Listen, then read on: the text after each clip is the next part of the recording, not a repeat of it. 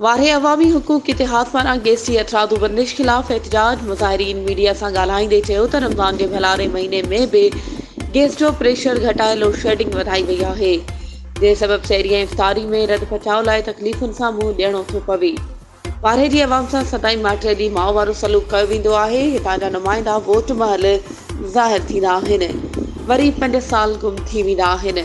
पर हाणे पंहिंजे शहर जी हिफ़ाज़त पाण कंदासीं। शहर जे हर बुनियादी मसइले लाइ अवामी हुकूक इतिहाद जा अॻवान वर्कर नौजवान अॻियां अॻियां आहूंदा।